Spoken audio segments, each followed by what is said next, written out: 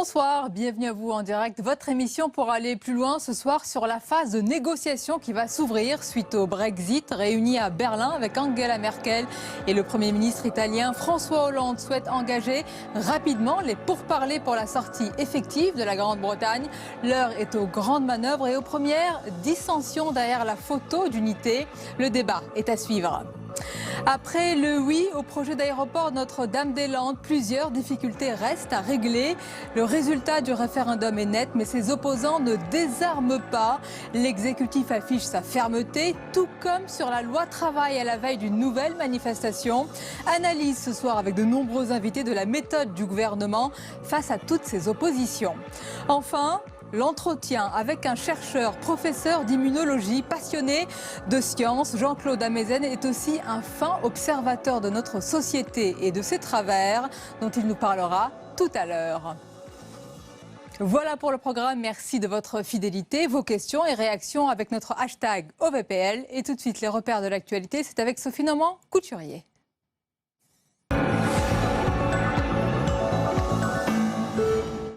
Bonsoir. Quelle réponse apporter au Brexit? 4 jours après le référendum au Royaume-Uni, les réunions s'enchaînent. Rencontre à Berlin ce soir entre la chancelière allemande François Hollande et le chef du gouvernement italien. Avant un sommet européen demain. Au menu des discussions, les conséquences du Brexit et la gestion du divorce. Et tout le monde n'est pas d'accord. Julie Hulin. Après le choc, il faut maintenant faire face. Et la tâche s'annonce difficile. Objectif, trouver une position commune. Un défi immense pour les 27. Face à eux, 2 urgences. Négocier la sortie du Royaume-Uni et relancer le projet européen après ce coup d'arrêt historique. Ce matin, François Hollande a reçu le président du Conseil européen Donald Tusk. Les 2 hommes ont ensuite rejoint Berlin pour y retrouver Angela Merkel et Matteo Renzi. Tous affichent une position commune. Il n'est pas possible d'engager des négociations formelles ou informelles avec la Grande-Bretagne tant qu'elle n'a pas procédé elle-même à la notification de sa sortie. La responsabilité, c'est de ne pas perdre de temps.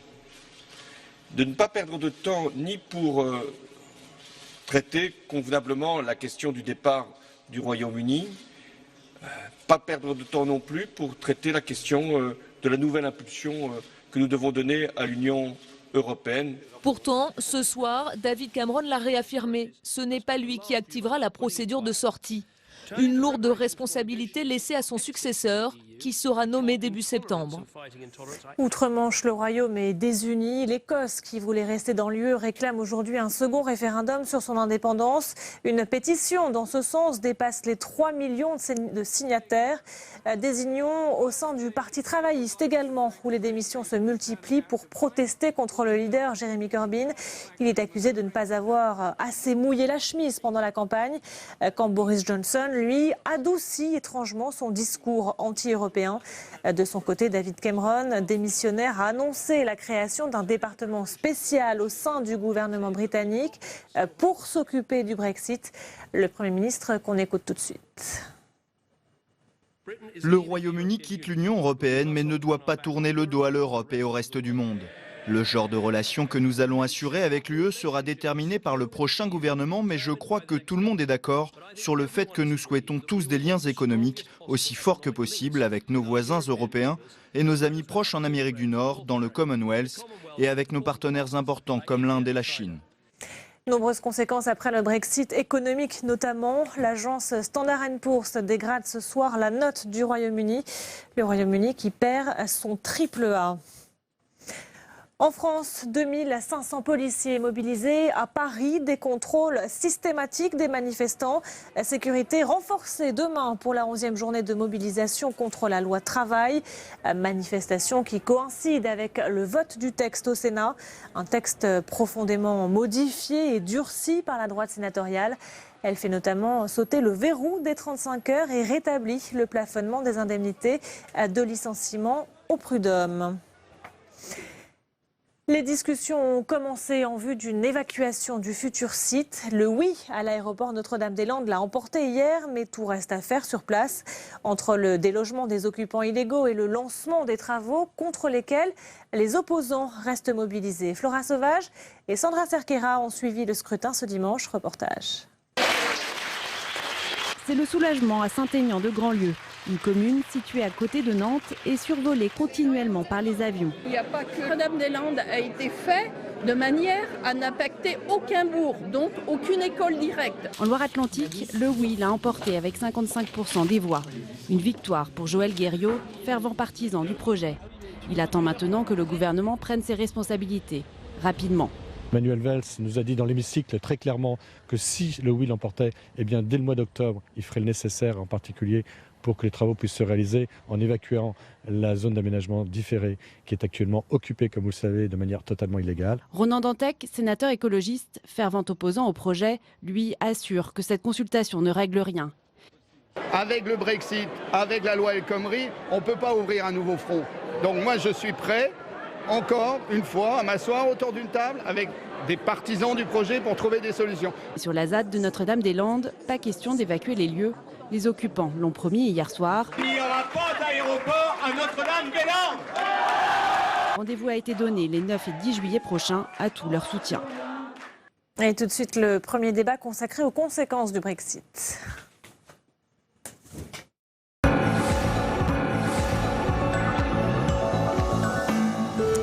Oui, c'est une longue phase de négociation qui va s'ouvrir suite au Brexit, réunis à Berlin avec Angela Merkel et le Premier ministre italien. François Hollande souhaite engager rapidement les pourparlers pour la sortie effective de la Grande-Bretagne. L'heure est donc aux grandes manœuvres et également aux premières dissensions. On va en parler avec nos invités ce soir. Hélène Conway-Mouret, bonsoir. Bonsoir. Sénatrice socialiste, représentant les Français établis hors de France et ancienne ministre déléguée en charge des Français de l'étranger. Nous accompagne également Jean Bizet, bonsoir. Sénateur Les Républicains de la Manche et président de la Commission des Affaires européennes. Avec nous également David Racheline, bienvenue et bonsoir. Bonsoir. Sénateur Front National du Var et maire de Fréjus. Et Pierre Larouturou, bonsoir. Bonsoir. Et bienvenue, coprésident du mouvement Nouvelle Donne. Alors madame, messieurs, les sommets, les réunions se multiplient avec une volonté nette de la France de pousser rapidement la Grande-Bretagne vers la sortie en actant formellement ce Brexit. On va écouter sur ce sujet ce soir François Hollande. La responsabilité, c'est de ne pas perdre de temps. De ne pas perdre de temps ni pour traiter convenablement la question du départ du Royaume-Uni, pas perdre de temps non plus pour traiter la question de la nouvelle impulsion que nous devons donner à l'Union européenne, donc à 27. Jean Bizet, est-ce que le président a le bon timing ? Pour une fois, je suis d'accord avec lui. Ce qui est assez rare, tout simplement, effectivement, il faut clarifier les choses maintenant rapidement. Et c'est la première fois que j'entends la voix de la France depuis quelques années en la matière. L'histoire récente, nous ne l'avons pas écrite, ce sont les Anglais qui viennent de l'écrire.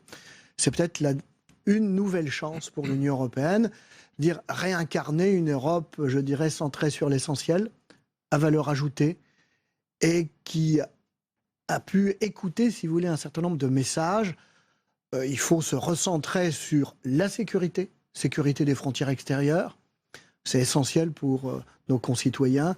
Et puis des dossiers majeurs sur l'industrialisation, l'énergie, le numérique. On va parler du fond. Je reste sur la forme, David Rachine. Il y a le tempo. Certains voudraient temporiser.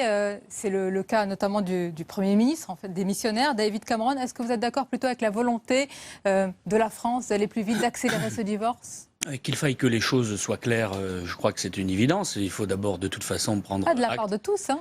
Angela Merkel et surtout respecter, oui, mais il faudrait qu'elle respecte le vote des Britanniques qui a été extrêmement clair. Le problème n'est pas celui-là, le problème c'est quelle direction nous donnons à notre Europe, à l'Union européenne en particulier. La problématique dans le discours de François Hollande, c'est qu'aujourd'hui il nous dit qu'il y a eu un acte fort de la part des Britanniques, mais on ne va strictement rien changer. Et ça, c'est extrêmement inquiétant parce que les peuples européens, on le voit bien, attendent de véritables changements. Je suppose qu'on va avoir l'occasion d'en parler. Est-ce que vous avez vraiment entendu ça ? On ne va rien changer, Hélène Conway-Mouret ? Non, je crois que le président, comme pour l'histoire du Mali par exemple, est à la hauteur des événements. Je crois que là, il a l'occasion et l'opportunité de marquer l'histoire. Je crois que la France est un de ces pays fondateurs de ce beau projet, qui est le projet européen, et qu'aujourd'hui, nous avons l'occasion, alors que l'on voit bien qu'il y a l'opposition de deux blocs, aujourd'hui un bloc nationaliste, conservateur, et puis un bloc progressiste, eh bien de pouvoir redéfinir ce projet européen, qui est un projet politique, qui ne doit pas être réduit à un marché unique ou simplement au fonctionnement des institutions. Je vais vous laisser réagir, David Rachin. On a tout faux à ça. Nationaliste. Pierre Larouturou, je voudrais avoir juste un moment votre regard distancié, parce que vous avez là représenté les trois partis politiques, le tripartisme français. En l'espace de quelques jours, depuis vendredi matin, après le Brexit, on a entendu, souvent de leur part, toutes les propositions et les contre-propositions. Les idées fusent. Quelle impression, selon vous, cela donne-t-il aux citoyens et aux Français d'abord ? Mais que c'est la même chose à chaque fois, depuis 20 ans. À chaque fois, on nous dit qu'il y a un coup de tonnerre et qu'on va tout changer. Et puis, regardez, en 2005, quand le non avait gagné au référendum, ou le 21 avril 2002. Tout le monde a dit c'est une crise historique, il faut tout changer. Moi, j'étais dans les clubs de Jacques Delors au moment du traité de Maastricht, et Jacques Delors disait le traité n'est pas bon, mais votez oui pour ne pas casser la dynamique, et on se remettra sur l'Europe sociale juste après. En 2003, vous vous souvenez peut-être, avec Stéphane Hessel, avec Jacques Delors et José Bové, on avait rédigé un traité de convergence sociale. En disant dans le traité de Maastricht, il y a 5 critères financiers, il faut vraiment lutter contre la précarité, il faut lutter contre le dumping avec un traité social. C'était en 2003 et tout le monde disait oui, bien sûr, l'Europe doit avoir un traité social. Et ça fait quand même 4 ans que François Hollande est président. Souvenez-vous, le jour où il a pris le pouvoir, malgré la foudre, malgré l'orage, le 15 mai 2012, il y a 4 ans et un mois, il est allé voir Angela Merkel en disant « il ne faut pas perdre de temps, il faut tout mettre sur la table ». Et depuis 4 ans, hélas, nous avons perdu beaucoup de temps. Donc est-ce que cette fois-ci, le choc est assez fort ? Je pense qu'il faut laisser du temps. Il y a 80 000 pages de traités à revoir avec les Anglais, donc il faut éviter que pour le peuple anglais, ce soit une catastrophe. Il y a eu des arguments tellement mensongers qui ont été mis dans la campagne qu'il faut tout faire pour nos amis anglais pour que ça se passe bien. Mais l'urgence, c'est avec 9 ou 10 pays. Sans doute, on n'y arrivera pas à 27. Mais ce que dit Nouvelle Donne, c'est qu'en 2 ans, on peut avoir un traité social, on peut avoir une vraie lutte contre les paradis fiscaux, on peut avoir une ambition démocratique, on peut avoir une Europe qui s'occupe vraiment du climat. Dans 2 ans, il faudrait qu'il y ait un nouveau référendum. Il y a qu'à. Pardon, il y a qu'à, excusez-moi, on n'a jamais été aux manettes, à la différence de quelques partis qui sont aux manettes depuis 20 ans. Et nous, on se dit qu'avec quelques pays, dans 2 ans, on peut avoir un nouveau traité démocratique. Justement, vous dites pas le vôtre, David Rachin. Jean Bizet, quel argument vous opposez au Front National et au référendum, à cette idée de consulter le peuple, mais sur le Frexit, pas sur un autre traité européen. Quel argument vous opposez à cette idée qui peut infuser aujourd'hui dans la société ? Écoutez, moi je crois qu'il ne faut pas avoir peur du peuple. Donc les consulter, oui. Mais quand et comment ? Assurément, tout de suite, ce n'est pas possible, si vous voulez. Pour la bonne raison, c'est qu'il faut leur proposer un nouveau programme avec un noyau dur de quelques pays, peut-être même le maximum de la zone euro, c'est-à-dire les 19. Mais on sait très bien qu'on ne peut pas fonctionner à 27 États membres. On ne peut pas marcher du même pas. Et il faut se recentrer sur des missions régaliennes. Mais ça aussi, ça ne peut fonctionner que si le couple franco-allemand est refondé. Aujourd'hui, on voit bien, il ne marche pas. Si vous voulez, l'Allemagne n'a pas confiance en la France. Et la France se méfie également de la Grande-Bretagne, de l'Allemagne. David Rachin, je vous fais réagir à ce que dit Jean Bizet. Un référendum maintenant sur le Frexit, alors quand vous arrivez au pouvoir, c'est ajouter de la confusion à la confusion. J'ai beaucoup de sympathie pour mon collègue, mais le problème c'est qu'on entend ça depuis, effectivement, là je partage ce que vous venez de dire, monsieur, on entend la gauche dire pendant les campagnes européennes qu'elle va faire l'Europe sociale et la droite dire pendant les campagnes des élections européennes qu'elle va protéger, qu'elle va faire des frontières, qu'elle permettra le patriotisme économique, qu'elle va recentrer sur les sujets régaliens, moyennant quoi l'Union européenne telle qu'on la connaît aujourd'hui, ce sont leurs enfants. Leur bébé. Vous avez des députés européens, n'exagérez pas. Premier parti.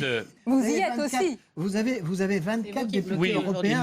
Il ne vous aura certainement pas échappé que la majorité des parlementaires européens ne sont pas de ma tendance, malheureusement. Et il ne m'a pas échappé non plus que je ne les vois pas beaucoup travailler. Ça viendra beaucoup plus que les vôtres, chers collègues. Mais toujours est-il que c'est leur enfant. Et finalement, ils ont la responsabilité de ce qui est arrivé. La responsabilité de cette contestation qui monte parce qu'on ne prend pas en compte véritablement l'aspiration des peuples européens qui veulent quoi ? Qui veulent, en tout cas pour le peuple français, moi j'en suis convaincu, moins d'Europe et plus de France. Or, on ne leur propose pas ça. On ne leur propose pas ça, malheureusement. Désolé, là c'est votre lecture. Oui. Les gens ne veulent pas moins d'Europe. Ça fait 50 ans que l'Europe existe. Ils veulent mieux d'Europe. Pendant 30 ans, l'Europe a protégé les salariés, a protégé les paysans, a été capable de faire des coopérations, Airbus, Ariane. Mais si, pendant 30 ans, ça a marché. Et paradoxalement, c'est quand Margaret Thatcher arrive au pouvoir, I want my money back, on voit qu'une femme contre tous a réussi à changer radicalement le cours de l'Europe. Ça veut dire que s'il y a une volonté politique, si François Hollande avait 3 idées claires et 3 grammes de courage, on peut faire une contre-révolution. La question de protéger les salariés, Beaucoup des gens qui ont voté pour la sortie de la Grande-Bretagne n'en peuvent plus de la précarité. Mais il n'y a pas de fatalité. Par exemple, sur la question du dumping chinois, les États-Unis, qui sont un pays libéral, se protègent. La taxe sur l'acier chinois est à 250%. La taxe aux États-Unis est mieux d'Europe, 200, pardon, je finis, excusez-moi, 250%. Tandis qu'en Europe, on a des benets et des lobbies qui laissent rentrer l'acier chinois. La taxe en Europe est 10 fois plus faible. Donc ça donne l'impression que l'Europe ne peut rien faire, alors que l'Europe pourrait très bien. Pendant 30 ans, les quotas laitiers ont permis aux paysans de vivre très bien de leur travail sans avoir besoin de subventions. La réponse de David Rachid. Monsieur, vous avez vu comme moi ces campagnes européennes où la gauche disait on va faire l'Europe sociale et la droite. Ça vous a pas caché? Je ne vous accuse pas, vous, cher monsieur. Oui. Je ne vous accuse pas, vous. Je vous dis simplement qu'ils n'ont jamais réussi à le faire. Et parce qu'ils n'étaient pas majoritaires. Il faut tout casser. Écoutez, parce que la gauche n'était pas majoritaire au niveau du président de la République et de notre tendance politique. Mais regardez la couleur politique des gouvernements. Enfin, quand on est le président de la France, madame, on doit pouvoir, à mon sens, au moins, essayer d'infléchir une politique. Ils ne le font pas. Non, depuis 4 ans. Ils ne le font pas. Pourquoi? Ils ne le font pas. Pourquoi? Parce qu'ils ne veulent pas le faire, parce qu'ils sont en phase avec ce qu'il se passe, parce qu'ils sont d'accord avec l'Union européenne ultralibérale, parce qu'ils sont d'accord pour accueillir 1 million de réfugiés en Allemagne et aussi énormément dans notre pays. Voilà la réalité. Les différents responsables d'opposition vous opposent justement aujourd'hui une perte de crédibilité de la place de la France en Europe. Qu'est-ce que vous répondez à cela? Est-ce que c'est un moment de vérité? Est-ce que vous-même, vous appelez en tant que parlementaire le président François Hollande à se saisir de cette heure de vérité pour imposer enfin le leadership français? Mais absolument, absolument. Ah, vous le demandez, donc il manque? Non, enfin, il manque, bien sûr. Enfin, à chaque fois qu'il y a une consultation nationale, on voit bien qu'il y a l'expression d'un malaise, de doute, de populations qui ont des problèmes avec la façon dont l'Europe fonctionne aujourd'hui. Donc je pense qu'il y a un devoir, et cela n'a pas été exercé depuis très longtemps par les politiques, et je crois qu'il y a une très grande lâcheté de la part de toutes les formations politiques, d'expliquer l'Europe, d'expliquer ce que l'Europe a apporté, le rappeler, faire de la pédagogie, enfin comment la démagogie et les mensonges ont pu gagner au Royaume-Uni, parce que c'est cela qui a gagné, contre une opposition qui était incapable de présenter ce que l'Europe avait réalisé pour les citoyens pendant très longtemps. Pardonnez-moi, vous êtes collectivement responsable. Mais je le dis, au niveau européen, c'est pas un problème de pédagogie. On est dans un système qui n'est plus du tout démocratique. Mais quand nous parlons de Bruxelles, nous parlons de quoi exactement? Ce sont quand même des ministres, des chefs d'État et de gouvernement qui se réunissent régulièrement pour prendre des décisions collectives qui ensuite sont appliquées. On a des institutions qui sont de moins en moins démocratiques parce qu'il faut l'unanimité des 27 chefs d'État. Et l'unanimité, ça tue la démocratie et les lobbies prennent le pouvoir. On va prendre un exemple précis. On va prendre Jean Bizet. Élaguer les compétences. L'Europe ne doit pas Pierre Larotureau. On va prendre un exemple précis. On va prendre celui des migrants, puisque c'est au cœur des débats en ce moment. Jean Bizet, c'est le fameux accord du Touquet, je crois qu'il date de 2003, et qui instaure que la France doit surveiller, ou en tous les cas empêcher les migrants de passer à Calais et non pas à Douvres. Est-ce que clairement, pour vous tous à droite, et on va poser la question également à la gauche, il faut renégocier aujourd'hui même ou à partir de prochainement cet accord? Et pourquoi pas? De toute façon, la mission régalienne de l'Europe en la matière, c'est la sécurisation des frontières. Aujourd'hui, à partir du moment où la Grande-Bretagne n'est plus dans l'Union, pourquoi laisser cette frontière à Calais? Pourquoi ne pas renégocier le point? Mais je voudrais revenir sur le sujet, la question précédente. Il n'y a pas, depuis quelques années, de véritable leader européen. On sait très bien que l'Allemagne ne peut pas assumer cette tâche de par son passé, de par sa culture, de par les crispations qu'elle pourrait générer, si vous voulez. J'ai le plus grand respect pour Mme Merkel, mais elle n'a pas d'alter ego. Et en général, l'alter ego, c'est en général un Français. Et c'est là aussi, si vous voulez. Donc, vous voulez dire qu'il suffit qu'il y ait alternance pour que le couple soit attendez, là, équilibré? C'est l'histoire de France racontée aux enfants. Je me souviens en 2007, excusez-moi monsieur de vous couper, en 2007, quand tous les chefs d'État étaient réunis pour les 60 ans du traité de Rome, et que les Allemands, droite et gauche confondus, ont dit il faut un protocole social. Il faut un protocole social. Et celui qui a dit non, c'est Nicolas Sarkozy, parce qu'il voulait un mini-traité fini en 2 mois. Donc, excusez-moi, mais tous les vieux partis qui sont au pouvoir depuis 30 ans doivent balayer devant leur porte. Sarkozy a dit non à un protocole social en 2007. Et vous le savez, vous ne savez pas quoi répondre. C'est incroyable cette alliance, Pierre Larotureau, entre vous et David Rachlin sur ce plateau-là. Vous êtes d'accord? De l'UMP, non, vous savez que c'est vrai. Ma réponse en matière sociale, je l'ai souvent exprimée, c'est-à-dire qu'on ne peut pas faire du social avant avoir avant d'avoir je dirais une politique économique. Mais on est la première puissance économique, on est excédentaire, monsieur. Là, les 1000 euros de la Banque centrale, les 1000 milliards d'euros, la Banque centrale va créer 1000 milliards. On va les donner au marché financier et on met rien sur le climat. C'est assez réducteur. Ah bon, ils vont aller où les 1000 milliards de la Banque centrale, monsieur? Attendez, David Rachid. Vous faites la moitié du chemin et l'autre moitié, c'est qu'ils ne le feront jamais parce que c'est impossible en réalité. Et vous le ferez, les vous États, à mon Nous, sens. oui. Non, mais attendez, moi je suis extrêmement clair. Moi je suis extrêmement clair. Je suis pour que la France reprenne son indépendance exactement comme viennent de le faire les Britanniques. Et quel sera l'avantage? Mais on n'a jamais attendu l'Union européenne pour peser. Ariane et Airbus, permettez-moi de vous le dire, c'était un accord entre Europe des nations libres et souveraines. Il n'y a jamais eu besoin d'accord. Vous voulez sortir de l'euro? Vous voulez casser la monnaie unique? Mais attendez. Oui ou non? Dites-nous, c'est intéressant. Ce qui est certain, c'est qu'il faut poser la question aux Français. Non, mais vous, exactement de la même manière.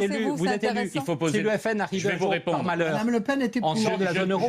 Mais laissez-moi vous répondre. Il faut, je crois, poser la question aux Français, parce que la démocratie, c'est ça. Il y a un sondage qui est tombé ce soir. On est d'accord, mais vous... Un sondage qui est tombé ce soir qui dit que 78%... Votre conviction, tant que parlementaire, responsable politique. Laissez-moi juste terminer ma phrase. 78% des Français qui sont favorables à davantage de référendums, et je crois près de 85% qui sont d'accord pour en faire régulièrement. 3 référendums si on arrive au pouvoir. Parfait. À mon avis, d'ailleurs, nous aussi. Vous aurez peut-être du mal, quand même. Non. En ce qui nous concerne, nous pensons évidemment qu'il faut sortir de l'Union européenne. Regardez sur la question des migrants que monsieur a évoqué, que mon collègue a évoqué il y a quelques instants. Ils nous disent on fera demain ce qu'ils n'ont ni su ni pu faire hier en réalité. Lorsqu'ils étaient aux responsabilités du temps du président Sarkozy, c'est 250 000 immigrés par an qui rentraient sur notre territoire. Soit, je crois, plus encore que sous François Hollande. Voilà la réalité concrète et le résultat de la politique et de Nicolas Sarkozy à l'époque et de l'Union européenne qui ne fonctionne pas. Il y a cette réalité. Moi, je voudrais rappeler aussi aux téléspectateurs, et vous le savez tous, que notre pays n'occupe pas n'importe quelle place. Nous sommes quand même en Europe le seul membre permanent, corrigez-moi si je me trompe, du Conseil de sécurité des Nations Unies. Nous sommes une puissance militaire, nucléaire en Europe, nous avons aussi l'influence politique. Où est passé tout cela? Nous avons cette puissance entre les mains. Pourquoi ne pas l'utiliser davantage? Mais nous l'utilisons à chaque fois à chaque fois qu'il y a au niveau international une crise, la France est autour de la table de négociation. Enfin, nous ne sommes qu'un petit pays. Mais ce n'est pas vrai. Nous ne sommes qu'une petite puissance. Nous n'avons que 4 sous-marins nucléaires. Enfin, que pensons-nous à côté d'un pays continent tel la Chine, tel la Russie, qui nous dit que la France est une petite puissance. Voilà, vous avez vu en direct ce que pense le Parti socialiste de la France aujourd'hui. Mais c'est une petite puissance au vu de l'ensemble du monde. Terrible aveu, madame. Et donc, oui, 70 millions, c'est moins, mathématiquement, monsieur, que 500 millions de citoyens. C'est pas le nombre qui fait la puissance, mais bien sûr, mais bien sûr que si. Mais bien sûr que si. Notre histoire d'équilibre entre les nations, d'universalisme, d'indépendance, c'est l'histoire qu'a produite le général de Gaulle en sortant du commandement intégré de l'OTAN. C'est notre politique du Moyen-Orient. C'est notre indépendance. C'est le nom de monsieur de Villepin à la guerre en Irak. C'est ça la France. C'est pas juste 70 millions de personnes. Allez dans les pays baltes et vous verrez aujourd'hui que ces petits pays sont ravis d'être dans l'Union européenne parce qu'ils se sentent protégés. Ils se sentent protégés à leur profit, à cause de vous. Et le seul pays qui s'est réjoui de la sortie du Royaume-Uni de l'Union européenne, c'est la Russie.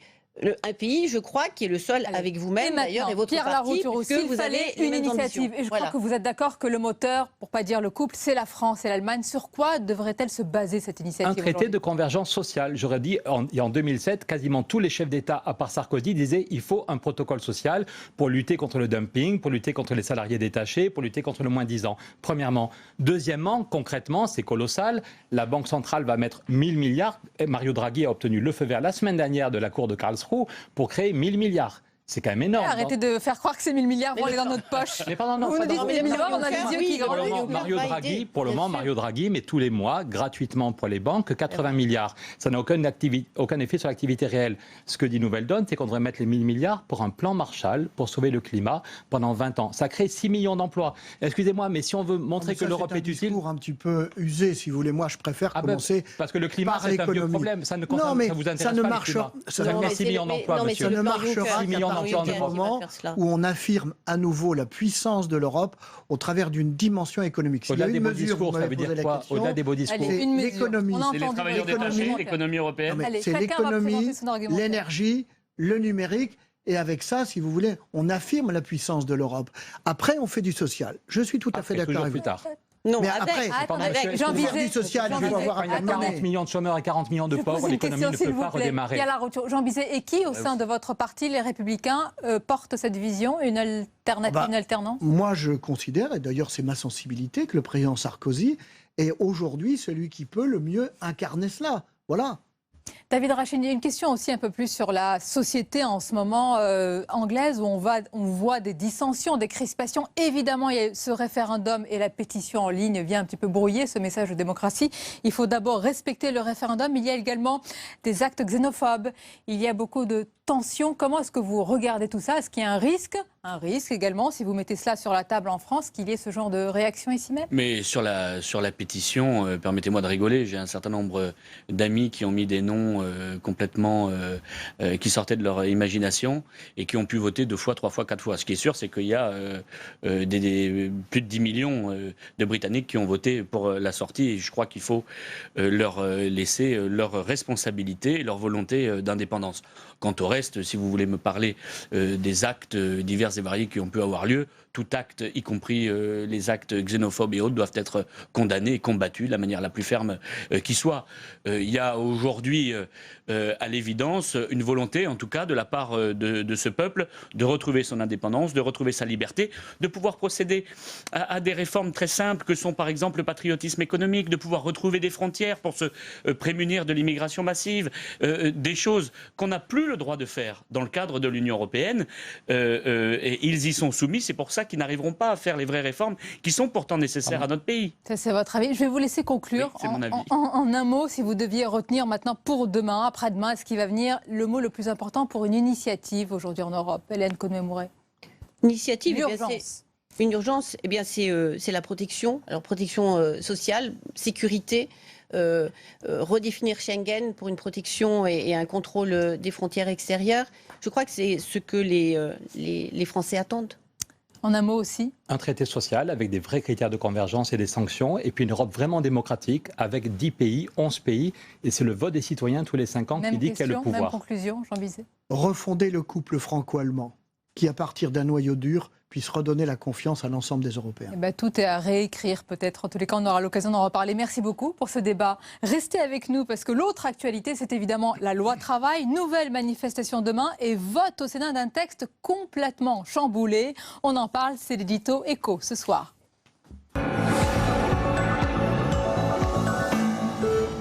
Et pendant que les opposants à la loi travail manifesteront demain, le Sénat, lui, votera une loi totalement modifiée. On en parle avec vous, Jean-Luc Gombault, bonsoir. Bonsoir Sonia. Alors cette réécriture quasiment de A à Z, Jean-Louis, serait-elle une sorte de programme de la droite, je le dis en regardant Jean Bizet, au cas où elle reviendrait au pouvoir? En tout cas, c'est sa seule chance. Parce que pour demain, on aura donc 2 choses. On aura cette manifestation, mais cette manifestation n'a absolument aucune chance de faire reculer le gouvernement. Et le texte du Sénat n'a aucune chance de faire avancer le gouvernement. On peut résumer la journée de demain entre baroud d'honneur contre épée dans l'eau. En réalité, on est dans un système de tout un processus. C'est ça qui est intéressant dans le texte du Sénat, c'est qu'on a l'impression qu'il conclut un processus qui a été engagé il y a près maintenant de 30 ans. Et ça démarre pratiquement dès l'instauration des 35 heures, sur un petit détail, quand Mme Aubry, la mère des 35 heures, instaure le forfait jour, à condition que le salarié, évidemment, soit d'accord, qui est quand même quelque part une dérogation, parce qu'on ne peut pas imposer 35 heures au cadre, une dérogation aux 35 heures. Ça continue avec la loi Fillon de 2004, qui lui lance une augmentation du contingent des heures supplémentaires. La loi fixe un certain nombre d'heures supplémentaires possibles et lui, il en élargit le contingent. C'est donc, si les branches le veulent, c'est donc une inversion de la hiérarchie des normes entre les branches et ce que prévoit la loi. Puis en 2008, vous arrivez avec Xavier Bertrand, qui lui introduit l'annualisation du temps de travail qui est normalement calculé sur la semaine, et ensuite la possibilité pour les branches, si elles le souhaitent, de payer les heures supplémentaires non pas 25% au-dessus, mais 10% au-dessus du tarif normal. Donc on est déjà dans un processus qui est engagé. Et arrive janvier 2012. En janvier 2012, M. Sarkozy, qui se prépare à être candidat aux élections présidentielles, à sa réélection, introduit une idée tout à fait nouvelle qu'il a appelée les emplois compétitivité, les accords compétitivité-emploi. En cas de difficulté, l'entreprise peut demander des efforts particuliers à ses salariés aussi bien sur le plan du salaire que sur le temps de travail. Et M. Hollande, à l'époque, rédige un article dans le journal Le Monde. Il ne dit pas du tout qu'il est en désaccord avec cette idée. Il dit que ce serait quand même pas normal qu'on vote une loi de cette importance à quelques semaines des élections présidentielles. Et pourquoi dit-il ça? Parce qu'il va reprendre totalement l'idée de Sarkozy avec sa loi de sécurisation de l'emploi, où effectivement les entreprises pourront demander aux salariés, une fois qu'il y a un accord syndical sur les difficultés réelles de l'entreprise en matière de salaire, contre le fait qu'on va garantir l'emploi pendant 2 à 5 ans, avec une introduction là, cette fois-là, tout à fait nouvelle. C'est-à-dire que le salarié qui n'est pas d'accord sera licencié. C'est-à-dire que non seulement il y a dérogation, il y a inversion de la hiérarchie de l'homme, mais ça va jusqu'à la rupture du contrat de travail, ce qui est quelque chose de tout à fait nouveau. Et voilà maintenant la loi El Khomri 2016, évidemment, et qui nous dit que c'est pas besoin de lire les 50 pages de l'article 2, où il suffit de lire le préambule, qui réécrit totalement le Code du travail en matière de temps de travail, en matière de jours fériés, de congés payés, etc., avec accord d'entreprise. Et le Sénat, eh bien, il boucle l'opération, puisqu'il fait carrément sauter le verrou des 35 heures avec accord d'entreprise. Et si ce n'est pas possible parce que les syndicats vont être en dépôt, il propose un référendum au Sénat. Donc on arrive à l'aboutissement d'un processus qui certes ne sera pas effectif dans les mois qui viennent. Autrement dit, on dit que la France ne peut pas se réformer, c'est faux, c'est complètement faux, il suffit d'attendre 25 ans. Je ne m'attendais pas à votre chute. Merci beaucoup Jean-Luc Combeau pour votre analyse. Il est 22h30, passé le journal avant notre second débat.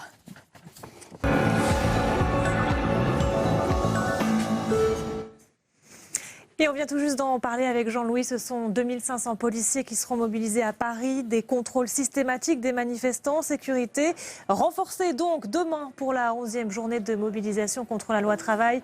Manifestation qui coïncide avec le vote du texte au Sénat, profondément durci par la droite sénatoriale. Retour sur une réécriture avec Géraldine Bavoileau.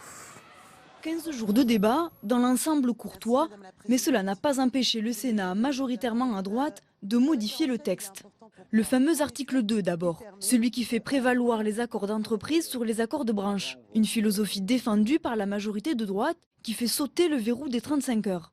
Le gouvernement avait reculé face à la fronde des syndicats. Le Sénat a rétabli le plafonnement des indemnités prud'homales en cas de condamnation de l'employeur pour licenciement abusif. Autre modification sur l'un des points phares du texte, le cadre des licenciements économiques. Le Sénat retient l'échelon national pour les licenciements au sein de multinationales, au motif que la situation économique sur le sol français prime. Enfin, l'adoption de l'article 10, il permet aux syndicats, représentant seulement 30% des salariés, de valider un accord d'entreprise. Et en cas de blocage, le patron pourrait lui-même organiser un référendum. Si la droite sénatoriale a durci le projet de loi, le débat a surtout eu lieu au sein de la gauche. Le groupe communiste a déposé à lui seul la moitié des amendements. Le vote solennel aura lieu demain. Dans la foulée, une commission mixte paritaire réunira députés et sénateurs. Et dans ce contexte, Manuel Valls fait un pas pour tenter de sortir de la crise. Le Premier ministre et la ministre du Travail, Myriam El Khomri, recevront mercredi et jeudi les organisations syndicales et patronales. Des réunions bilatérales sur la loi travail pour faire un point avec chacun sur les accords et les désaccords, annonce Matignon.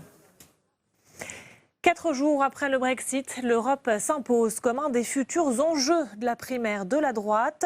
Le bureau politique des Républicains s'est réuni en fin d'après-midi. Il s'agissait de se mettre d'accord sur une position commune. Pas évident entre les partisans d'un nouveau traité, d'un référendum, et ceux qui ne veulent pas se précipiter. C'est donc un texte à minima qui ressort. Le récit de Jérôme Rabier et Stéphane Amalian. Difficile de savoir ce que veulent les Républicains après le choc du Brexit. Entre ceux qui défendent un nouveau traité européen, ceux qui souhaitent un référendum et ceux qui veulent tempérer, les divergences s'étalent au grand jour. Nicolas Sarkozy devant jongler entre son avis de candidat et son poste de président de parti. C'est le président du parti et par conséquent il a une autorité pour le faire. Les autres ont des idées, c'est pas la même chose. 1h30 de réunion auront permis de publier un communiqué commun, mais si tous réclament une refondation de l'Europe, le communiqué renvoie à plus tard les modalités pour y parvenir. Je pense que le parti livre ce qu'il peut. Si votre question c'est référendum ou pas référendum, le calendrier exact, chacun sait qu'il y a entre nous des positions différentes. Et donc, on a fait ce soir le choix d'un texte de rassemblement. Un compromis au plus petit dénominateur commun qui risque de perdurer jusqu'à l'automne de l'aveu même des candidats. Et je crois que c'est toute la différence entre la position d'un parti politique et la position que peuvent avoir différents candidats aux primaires. Et je crois que c'est ça aussi qui est important et que c'est tout l'enjeu du débat de l'automne prochain entre les candidats à la primaire. Alors que François Hollande est présent à Berlin ce soir et sera demain à Bruxelles pour un sommet crucial des dirigeants européens, les Républicains peinent à afficher un front commun pour définir ce que sera l'avenir européen. Et c'est l'heure du second débat, le gouvernement face aux oppositions.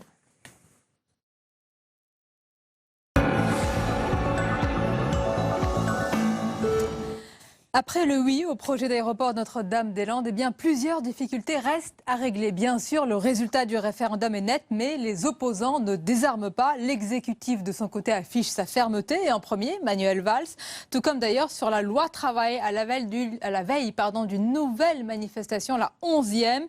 Alors sur tous ces sujets, on va analyser ce soir la méthode du gouvernement avec nos invités.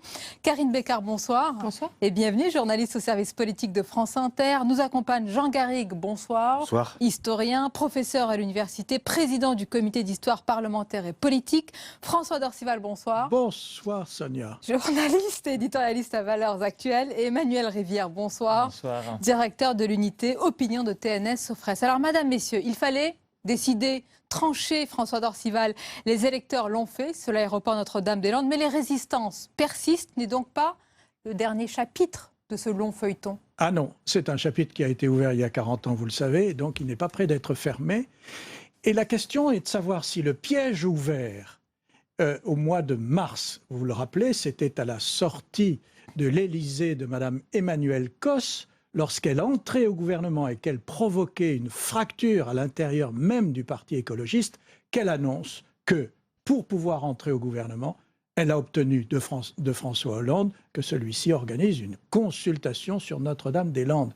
C'est à partir de cela que ça s'est lancé.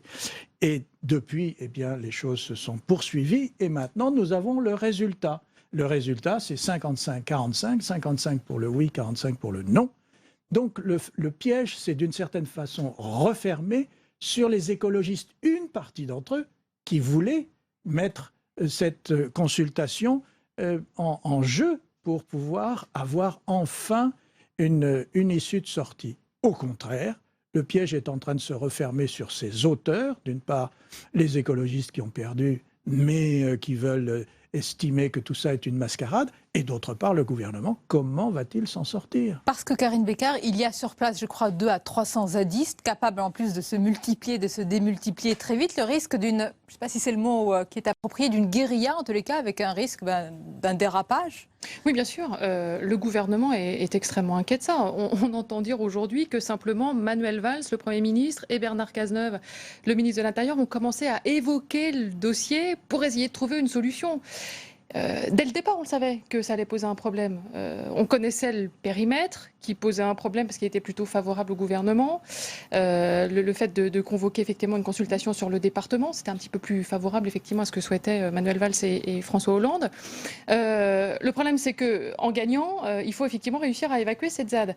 Quand est-ce qu'on le fait? Avec quelles forces de l'ordre qui sont en ce moment sur tous les fronts, qui sont très occupées et il n'y en a plus? Est-ce qu'on le fait juste après le Tour de France? Parce que ces forces de l'ordre vont être encore très très utilisées pendant le Tour de France.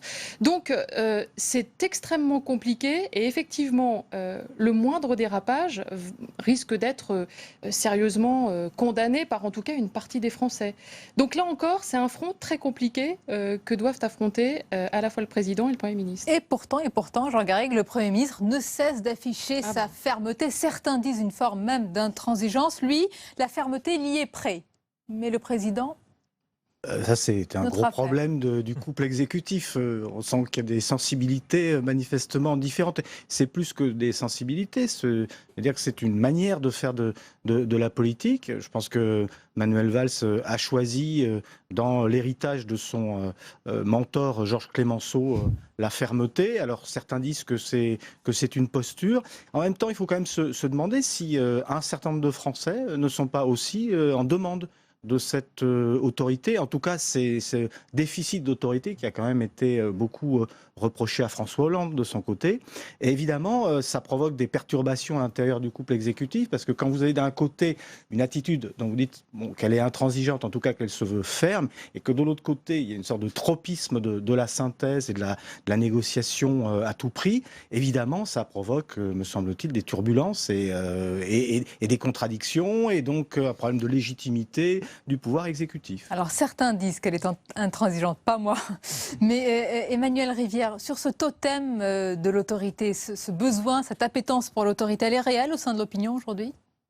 Elle est réelle et elle est déçue bien souvent, et c'est pas la première fois depuis le début du quinquennat. On se souvient qu'elle avait été déjà très très chahutée au moment de la réforme de l'écotaxe, où était apparu en plus qu'il y avait une espèce de montage colossal en termes d'enjeux financiers, et qu'on détricotait très rapidement, et ça ressemblait beaucoup à un repli en rase campagne. Et là, sur l'affaire de Notre-Dame-des-Landes, ça c'est un peu compliqué parce que l'autre résultat, outre celui que rappelait François Dorciva, le 55-45, c'est que les gens ont voté. Ils y sont allés, c'était pas de gagner d'avance, que sur une consultation, on n'avait absolument jamais organisé rien de tel à cette échelle-là. Et pardonnez-moi une parenthèse, nous étions les premiers à dire, oh là là, que fait l'exécutif quand il a annoncé cela ? François Hollande, on avait beaucoup critiqué cette consultation à double tranchant. Et c'est intéressant, alors... on n'aura pas demain un autre cas de figure enlisé depuis 50 ans à proposer au couperet des électeurs. Enfin, voilà, sur une consultation, sur un sujet comme celui-ci, organisé à l'échelle d'un département qui mobilise autant qu'une élection régionale en termes de taux de participation, c'est tout à fait comparable. Ça prouve que les gens, à un moment, ont cru que leur vote servirait à quelque chose. Les gens ne votent que quand ils pensent que leur vote servira à quelque chose. Donc, au moins la moitié de ceux qui ont voté pour l'aéroport s'attendent à ce que le problème soit résolu. Sinon, pourquoi se serait-il dérangé ? Et je pense même qu'il y a une partie de ceux qui ont voté contre qui disent, bon, mais voilà, mais on a joué le jeu, maintenant, passons à autre chose. Et en même temps, Pardon. je vous en prie. Non. Et en même temps, je trouve que ce qui est symptomatique, malgré tout, c'est le résultat, effectivement, est net. Et en même temps, je trouve qu'il révèle exactement la société dans laquelle on est en ce moment, c'est-à-dire cette crise démocratique dans laquelle on est et dans laquelle on n'arrive plus à sortir. Enfin, je ne vois pas comment on va réussir à en sortir. C'est-à-dire qu'on a des politiques qui font des choix, qui sont immédiatement contestés. Il y a des résultats et on s'en contrefiche. C'est-à-dire le résultat pour ces zadistes, alors ils sont très minoritaires, mais et même Cécile Duflot ce matin qui était sur notre antenne, sur France Inter, elle l'a pas osé le dire, mais on sentait très bien qu'elle considérait le résultat comme illégitime. C'est-à-dire il y a une crise démocratique aujourd'hui en France, là encore, face à laquelle absolument François Hollande et Emmanuel Macron. Juste sur un mot, pour rebondir sur cette idée-là, parce que François de Rugy, lui, a dit, il a prononcé une autre phrase en disant « Ce résultat est légitime, mais l'autorisation n'est pas encore légale. » Effectivement, c'est le débat que vous venez d'expliquer, mais je vous assure que l'opinion publique ne comprend rien à tout ça. Pour elle, il y a 55% des gens qui se sont exprimés. L'autorité de l'État est en jeu, puisque c'est l'État qui l'a déclenchée. Oui, crise de légitimité. Prenons aussi l'exemple britannique. Il n'y a pas qu'en France. Je veux dire que quand vous avez un référendum comme celui qui vient d'avoir lieu sur le Brexit, et que vous vous rendez compte que le lendemain du Brexit, la plupart des questionnements qui se posent sur Google en Angleterre concernent qu'est-ce que c'est que le Brexit ? Quelles sont ses conséquences ? Et qu'est-ce que c'est que l'Union européenne ? Vous commencez à émettre un peu des doutes sur ce qu'est la réalité du fond démocratique dans nos sociétés. Et de ce que valent aussi les référendums. En l'occurrence, là, ce qui est intéressant, vous avez un référendum local et dont on a dit qu'il avait eu finalement de l'audience. Et ça, c'est une expérience démocratique qui est intéressante par les temps qui courent, où on est en besoin d'horizontalité, de participation démocratique. Là, je pense que c'est plutôt quelque chose de positif et que donc... l'exécutif, il est, je dirais, soumis, il est presque obligé de suivre et d'aller jusqu'au bout de sa démarche. Juste une autre remarque, ça me faisait penser à la procédure du 49.3, sur lequel beaucoup ont crié haro sur le baudet et fait des gorges chaudes, alors que c'est un procédé démocratique. Ça fait partie de notre Constitution et ça a été employé à maintes reprises dans l'histoire de la Ve République. Donc là aussi, on peut se poser des questions. On va s'arrêter juste un moment. François Dorcival, Dorcival, je vais vous laisser réagir, mais c'est très intéressant sur ces référendums à l'échelle nationale ou locale. Est-ce que les Français sont en demande de cela? Je vous laisse réagir dans quelques instants. On regarde d'abord le sujet de Stéphane Amalian. Le référendum permet-il de mieux réformer? La réponse est oui pour 84% des Français qui souhaiteraient être associés au processus décisionnel. Un quart des Français estiment qu'il y a trop peu de référendums, notamment sur les sujets de société et de politique intérieure. Ils sont par exemple 70% à souhaiter un vote populaire sur la loi travail. Sur les sujets européens, les Français sont partagés. 48% souhaiteraient être consultés sur l'abandon de l'euro et 53% sur le rétablissement des frontières nationales. Faut-il organiser un référendum sur le maintien de la France dans l'Union européenne? Oui pour 52% des Français, mais seuls 31% voteraient en faveur du Frexit.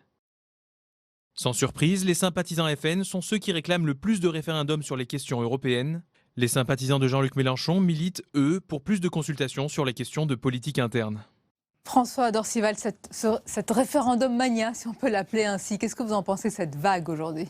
J'en pense qu'elle est la conséquence de ce que nous, Français, nous avons fait après le référendum de 2005 sur le traité constitutionnel européen. Où, 3 ans après, nous avons construit le traité de Lisbonne, qui reprenait quand même un certain nombre des éléments de ce traité constitutionnel, comme si le non à 55% n'avait pas existé. Et ce reproche que l'on n'a pas forcément clairement analysé à ce moment-là, aujourd'hui, il devient dominant dans le débat politique. De deux choses l'une, ou vous faites ce que nous disons, ou nous ne marcherons pas très longtemps avec votre système. Et d'où l'hostilité à l'égard des élites dirigeantes et politiques. Et la crise de la représentativité, l'appel à la Constitution et au référendum, c'est évidemment cela. Vous êtes d'accord, il y a un péché originel en 2005 qui avait fracturé profondément, notamment à la gauche, et François Hollande s'en souvient. Et qui est aggravé, parce que, outre ce sentiment effectivement d'une volonté bafouée, il y a un autre élément qui est venu peser sur la représentation et sur cette crise de la représentativité, c'est le sentiment d'échec patent des dirigeants. C'est-à-dire cette idée que, oui, le peuple a décidé, mais en fait, nous, on sait que c'est pas exactement ça qu'il faut faire, et donc on va prendre des options différentes, parce que c'est comme cela qu'on garantira le succès, ne tient que si on a à un moment des indicateurs de réussite. Or, les Français ont une lecture, peut-être erronée, mais de ce qui se passe depuis maintenant 6 ans, et notamment depuis le déclenchement de la crise, d'une succession d'échecs et d'impuissance qui aggrave la délégitimation. C'est-à-dire que, outre les reproches qu'on adressait autrefois à la classe politique, d'être éloigné des gens, d'être dans une espèce d'entre-soi, de se préoccuper essentiellement de leur carrière, on doute maintenant dans ce pays de la compétence des dirigeants, ce qui est relativement nouveau et qui effectivement rend très très impatient et donne envie de s'emparer nous-mêmes des décisions. Vous êtes d'accord, Karine Bécard? Pas complètement. Moi, je voudrais ajouter 2 choses. La première, c'est que je crois qu'il faut se méfier malgré tout du référendum. Il faut l'utiliser à bon escient et il ne faut pas glisser vers le référendum à tout va, à tout craint, tout le temps. Et la deuxième chose, pour revenir sur le dossier quand même Notre-Dame-des-Landes, parce qu'on était sur ça initialement, et pour répondre en même temps à M. Dorcival, je crois qu'aujourd'hui, tous ces grands projets d'investissement, d'infrastructure, etc., sont systématiquement bloqués par des gens qui ont envie de participer dès le départ, par des gens qui sont beaucoup plus instruits, par des gens qui ont aujourd'hui accès à Internet, qui vont se renseigner, qui vont chercher des conseils, par des gens qui savent parfaitement utiliser les réseaux sociaux. Ça veut dire qu'aujourd'hui, les politiques, la classe politique, qu'elle soit de droite comme de gauche, et éventuellement d'ailleurs, ne peut plus s'engager sur des grands projets comme ça d'investissement, tels qu'on l'a toujours fait jusqu'à aujourd'hui. Il y a quelque chose à réinventer, et ils sont pour l'instant incapables de réinventer une autre manière de construire, de bâtir, d'engager des projets. Ça s'appellerait presque la démocratie participative, mais s'il faut l'appliquer à chaque grand projet en France, on n'est pas sorti de l'auberge. Oui, elle devient vraiment espagnole. En ce moment, on est coincé. On a des ZAD qui s'inventent absolument partout. On en a eu régulièrement là qui sont apparus. Je répondrai d'une part que du référendum, on n'en abuse pas vraiment. On en parle. Là, on est quand même un peu. On a l'impression qu'on va vers un peu cette glissade-là. Mais cette glissade-là, jusqu'à présent, on l'a vraiment très peu utilisée et exclusivement pour des motifs institutionnels. Mais précisément, quand un gouvernement qui a une majorité n'est pas en mesure de trancher, c'est-à-dire de décider, l'opinion publique, elle vous dit, c'est moi qui vais décider. Et vous n'y échapperez pas. Et vous n'y échapperez pas. D'où le fait qu'aujourd'hui, le référendum ait pris cette intensité dans le débat public, parce qu'on sait très bien qu'on ne va pas en sortir autrement avec le mode de scrutin qui est le nôtre, et avec le système de c'est paradoxal. Excusez-moi, Jean Garrigue, expliquez-nous, parce que Emmanuel Rivière nous dit qu'il y a un manque en ce moment de crédibilité, de représentativité des politiques. Donc, on utilise l'arme du référendum. En même temps, l'arme du référendum, elle laisse le peuple décider à la place du politique. Donc, en même temps, on lui reproche de ne pas prendre de décision, d'être compétent. Et en même temps, on délègue cette prise de décision. Moi, je ne sais pas très bien ce qu'est le peuple. Donc, c'est un mot qui revient beaucoup à la mode en ce moment, les citoyens, si vous préférez. Et c'est bien ce qui me choque. C'est bien ce qui me choque. L'histoire, ce qu'elle nous apprend, en tout cas l'histoire de France, c'est qu'il faut quand même se méfier singulièrement du référendum. Quand il s'appelait plébiscite, quand il a été un référendum plébiscitaire comme le général de Gaulle l'a employé, souvenons-nous de 1962, le cartel des noms, enfin c'est un passage en force référendaire. Et puis souvenons-nous de ce qui s'est passé dans les référendums précédents. Souvenons-nous des résultats du référendum sur le quinquennat de 2000. Vous voyez ce que donnent aujourd'hui les fruits empoisonnés du quinquennat. Donc je veux dire, autre exemple à contrario, 1981, si François Mitterrand consulte le peuple par référendum sur l'abolition de la peine de mort, exemple bien souvent donné, on n'abolit pas la peine de mort.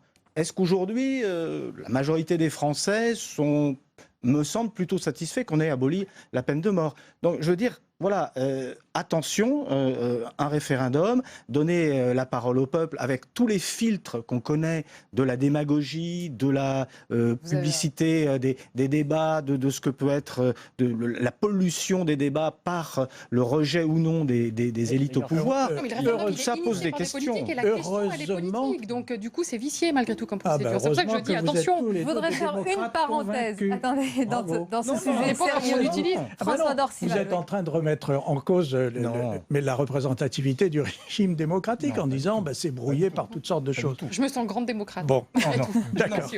Attention, la représentativité démocratique, elle s'exerce par le biais des représentants du peuple élus au suffrage universel. On peut prolonger. Attendez, on peut prolonger ce que vous venez de dire parce que cela dépend du système électoral. Évidemment, vous n'avez pas la même représentativité en France, en Allemagne, en Espagne, certes, ou en Grande-Bretagne. Je vais faire une petite digression, une parenthèse qui n'en est pas une, c'est sérieux également, parce qu'il y a eu le référendum du sport qui est tombé, et le couperet plutôt est tombé, c'est un nouveau Brexit, on peut le dire, pour l'Angleterre. Vraiment, c'est pas la meilleure des semaines. Donc l'Angleterre qui sort de l'Euro de football, et c'est donc l'Islande qui affrontera la France dimanche. Voilà, bonne nouvelle. On ne sait pas, peut-être vous avez un avis sur le football, François Dorcival?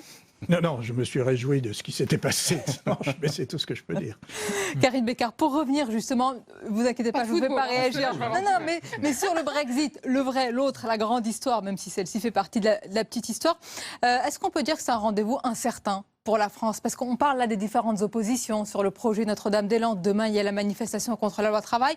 Et il y a aussi cela auquel doit faire face François Hollande. C'est un rendez-vous qui peut être manqué avec l'histoire ou pas. C'est aussi une tension en ce moment. Je suis vraiment désolée, je ne comprends pas votre question. On parle de la manifestation de demain? Je vous explique. Oui, manifestation. Mettez-moi dedans parce que du coup j'étais sur le football. Non, mais il faut comprendre, je suis choquée par le résultat avec l'Angleterre.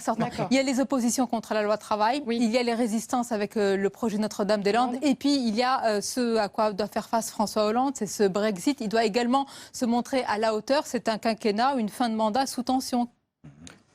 Oui, enfin, je pense que tous les quinquennats, malgré tout, sont extrêmement compliqués. Enfin, je ne vais pas réduire... Il y a une accumulation pour celui-ci, quand même. Mais bien sûr, il y a la menace terroriste qui a été une épreuve pour l'exécutif.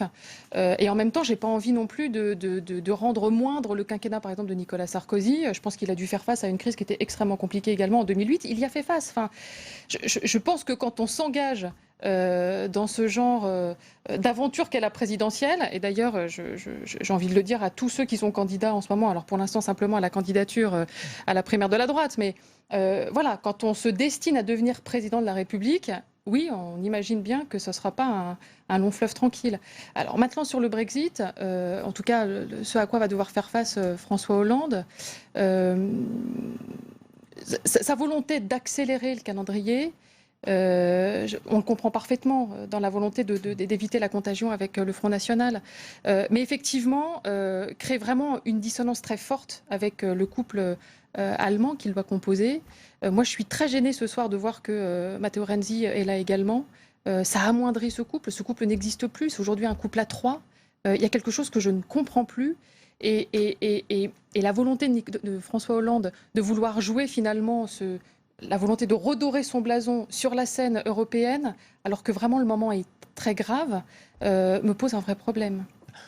Quand même 3 grands pays parmi les 6 pays fondateurs et signataires. Pourquoi l'Italie? Pour cette raison que je viens d'indiquer. La situation économique de l'Italie n'est pas non plus florissante. Est-ce qu'il mérite d'être dans ce couple à 3? Mais le problème, c'est que la question, elle n'est plus économique. Là. Elle est tellement politique. Peut-être qu'il faut y voir un axe France-Italie qui va se Pour revenir développer. à cette vision globale du quinquennat, et ce que vous rappeliez, Sonia, les opposants à l'heure actuelle, les opposants à la loi travail, les dissensions au sein du Parti socialiste, les écologistes qui résisteraient sur l'histoire de Notre-Dame-des-Landes, ce qui est fascinant, c'est que toutes ces oppositions viennent de partout, de ce qui constituait la majorité de 2012 et très peu de l'opposition. Et c'est ça l'histoire incroyable de ce quinquennat, c'est que finalement tous les principaux obstacles que François Hollande aura eu à affronter ne seront pas venus de son opposition, sauf sur et encore une partie de son opposition sur le mariage. Il passe son temps à couper l'herbe sous le pied de son opposition. L'opposition est en permanence coincée effectivement par le jeu politique de François Hollande. Mais c'est relativement inédit. Ouais, c'est relativement inédit et ça explique beaucoup des ennuis d'ailleurs de François Hollande. Ça explique peut-être d'ailleurs aussi que dans nos enquêtes, l'opposition ne se porte pas si bien que cela et que l'image des Républicains et de ses dirigeants ne soit pas très florissante, tout simplement parce que les repères sont complètement brouillés par ce jeu que vous suggérez, qui consiste à aller tailler dans le jardin du voisin et à déconstruire et que les clivages classiques et ce qui faisait sens hier n'existe plus. Et c'est le problème de l'accélération du calendrier. Parce qu'effectivement, il court à la campagne présidentielle. Et à la primaire aujourd'hui, ce que l'on constate, oui, bien sûr, mais aujourd'hui, ce que l'on constate, c'est que tout le monde se précipite où? À Berlin.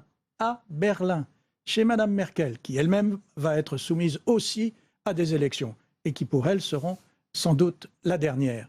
Mais François Hollande est en train d'essayer d'incarner quelque chose et il est incroyablement affaibli sur le plan intérieur par la fracture de sa propre majorité. Et pour conclure, Jean Garrigue, et j'intègre la question sur le Brexit, est-ce qu'un président qui doit se montrer à la hauteur avec ce moment historique, avec ce Brexit, il peut se présenter à une primaire de la gauche? C'est comme si l'histoire avait tendu plusieurs perches à François Hollande depuis 2 ans pour redorer son blason présidentiel, qu'il avait quand même quelque peu terni. Le problème, c'est à la fois la personnalité de François Hollande, son absence de socle majoritaire à gauche, et puis ce qui va arriver au sein de la famille socialiste. Et aller aux primaires en tant que président de la République, d'une manière ou d'une autre, c'est perdre une partie de sa légitimité. Pour l'historien que vous êtes, ça vous déboussole un peu. Merci beaucoup pour ce débat et cette analyse. Merci à vous. Demain, au Sénat, l'actualité, ce sera le vote solennel du texte sur la loi travail. Le projet de loi qui veut durcir encore le contrat des travailleurs détachés. On en avait beaucoup parlé, mais certains élus locaux veulent aller encore plus loin sur ce point. On voit tout cela avec le reportage ce soir de Sandra Cerquera.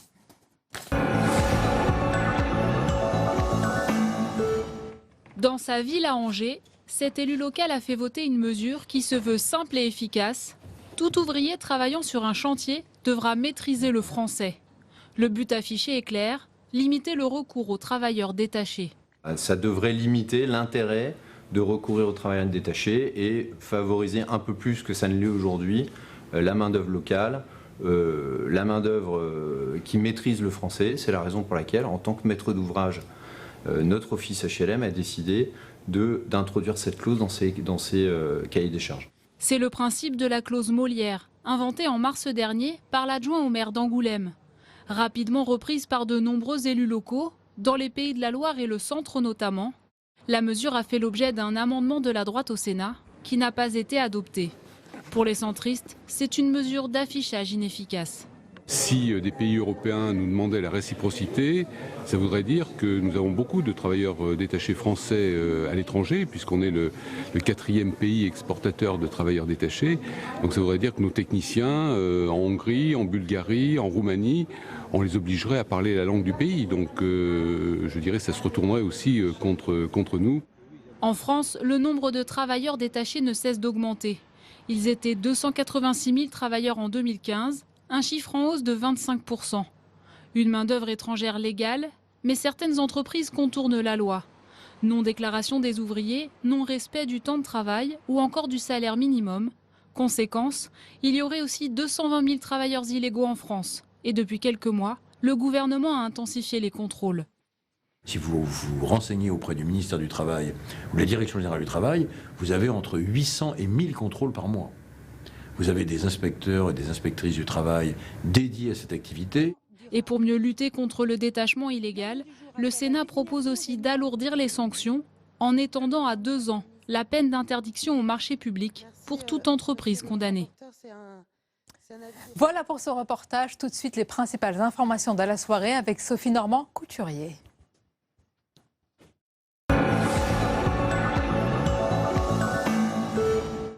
Quelle réponse apporter au Brexit? 4 jours après le référendum au Royaume-Uni, les réunions s'enchaînent. Rencontre à Berlin ce soir entre la chancelière allemande, François Hollande et le chef du gouvernement italien avant un sommet européen demain. Au menu des discussions, les conséquences du Brexit et la gestion du divorce. Et tout le monde n'est pas d'accord. Julie Hulin. Après le choc, il faut maintenant faire face. Et la tâche s'annonce difficile. Objectif, trouver une position commune.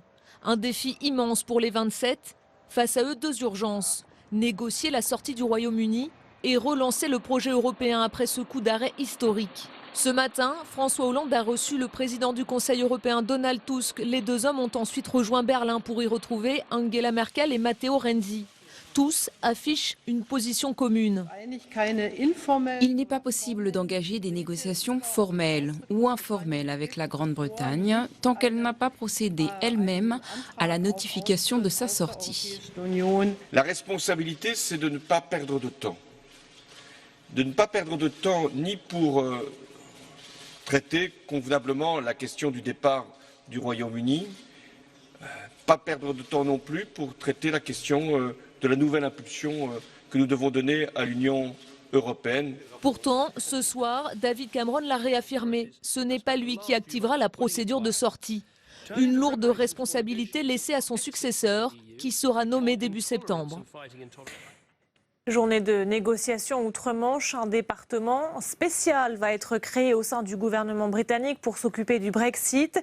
Le Royaume est désuni, le parti travailliste secoué. L'Écosse, elle, veut son indépendance. Quand Boris Johnson apaise soudainement son discours anti-européen. Le point tout de suite sur la situation britannique avec Cécile Sixou. 4 jours après le Brexit, première réunion des ministres britanniques. Pas de déclaration à la sortie, mais le gouvernement a décidé de créer un département spécial pour s'occuper du Brexit. Il s'est également opposé à l'idée d'un nouveau référendum pour l'indépendance en Écosse, une idée lancée hier par Nicola Sturgeon, la première ministre écossaise. Plus de 60% des votants en Écosse ont voté pour rester.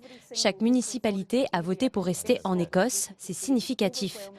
Donc dans tous les cas de figure, ma priorité est de protéger les intérêts de l'Écosse. Rien ne va plus non plus au sein des partis politiques. Chez les conservateurs, la campagne pour la succession de David Cameron s'est ouverte. Si Boris Johnson, l'ancien maire de Londres, fait figure de favori, sa candidature est contestée au sein même du parti par les alliés du Premier ministre. D'ici le 2 septembre, date de désignation du nouveau chef de parti, les débats risquent d'être houleux. Même ambiance chez les travaillistes où leur leader, Jeremy Corbyn, fait face à la fronde, accusé de ne pas avoir assez défendu le maintien dans l'Union européenne. Plus de la moitié de son cabinet fantôme a démissionné. Enfin, depuis la victoire du Brexit, les insultes xénophobes se multiplient, des incidents condamnés par David Cameron. David Cameron qui a déclaré ce lundi devant les députés qu'il ne fallait pas tourner le dos à l'Europe. Le chef du gouvernement britannique qui a dénoncé donc les actes xénophobes à l'égard des ressortissants étrangers. Il faut les rassurer et assurer leur sécurité. Rien ne changera pour eux, a-t-il ajouté. Retour en France, 2500 policiers mobilisés à Paris, des contrôles systématiques des manifestants, sécurité renforcée demain pour la 11e journée de mobilisation contre la loi travail. Manifestation qui coïncide avec le vote du texte au Sénat, un texte profondément modifié et durci par la droite sénatoriale. Elle fait notamment sauter le verrou des 35 heures et rétablit le plafonnement des indemnités de licenciement au prud'homme. Les présidents de région ont été reçus par Manuel Valls aujourd'hui. Bilan de la réunion, de nouveaux engagements communs en matière de formation et de transport ferroviaire. Les explications de Jordan Klein.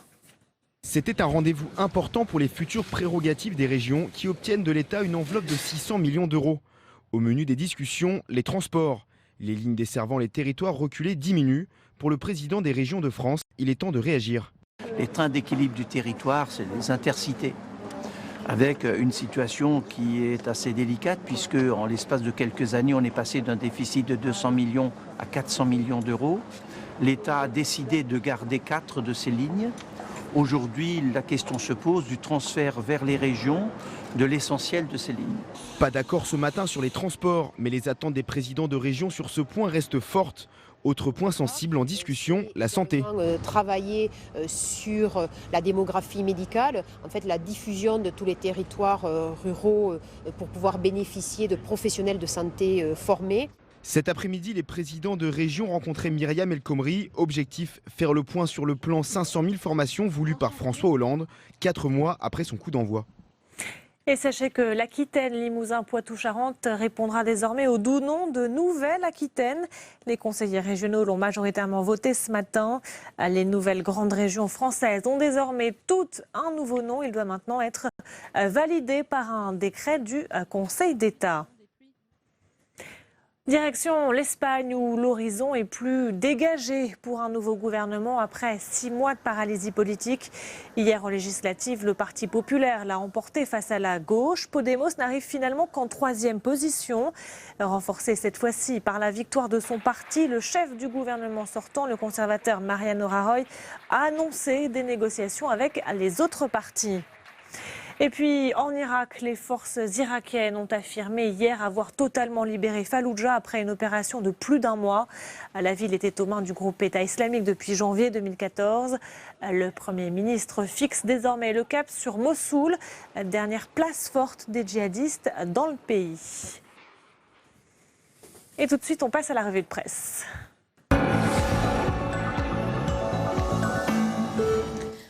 Pour découvrir ensemble les unes de vos quotidiens demain et des unes, Sophie, largement consacrées au Brexit. Oui, et on commence, Sonia, avec Le Figaro qui revient sur la rencontre aujourd'hui à Berlin entre François Hollande et la chancelière allemande. Il s'agissait de discuter de l'après-Brexit.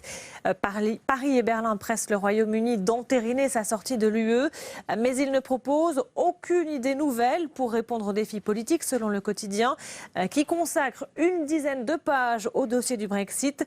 Réaction en Europe, conséquences outre-Manche, impact économique et au sein des partis politiques français, c'est-à-dire dans le Figaro de demain. Le Brexit, toujours, c'est la une de Libé. Du Brexit au Brexpchit, ou comment la sortie du Royaume-Uni de l'UE pourrait n'être que théorique. C'est en tout cas l'interrogation de Libération qui met en avant les stratégies de contournement du référendum britannique à Londres. Londres qui pourrait jouer la montre, partir tout en gardant les avantages. Et face à elle, des dirigeants européens qui entendent au contraire engager rapidement le processus de sortie. Les Échos qui s'intéressent évidemment à l'impact économique du Brexit. Menace sur la City, titre Les Échos, alors que 2 agences de notation viennent ce soir de dégrader la note du Royaume-Uni après le Brexit. L'incertitude pousse les entreprises à geler les projets et les embauches. Une situation qui pourrait être une opportunité pour la place financière de Paris. Interview dans Les Les Échos de Gérard Mestralet, PDG de Paris Europlace, pour qui Paris a ses chances, mais des efforts aussi à accomplir. Voilà, et probablement, sûrement qu'il y aura aussi des articles sur l'autre Brexit ce soir. Sportif, c'est la petite histoire. Les Anglais sortis de l'Euro de foot. La France affrontera donc dimanche l'Islande et on parle de la Croix pour terminer. Oui, on les entend finalement peu. La Croix leur donne la parole. Il s'agit des oubliés, des déçus du projet européen, comme les nomme le quotidien, qu'ils soient au Royaume-Uni, en France ou en Allemagne. Ils se vivent comme des oubliés de la mondialisation. Outre-Manche, si de nombreux électeurs du Brexit regrettent leur vote, d'autres le revendiquent en revanche et aimeraient être entendus. Dossier à lire dans La Croix demain. Merci beaucoup Sophie. Tout de suite, c'est l'entretien pour aller plus loin ce soir.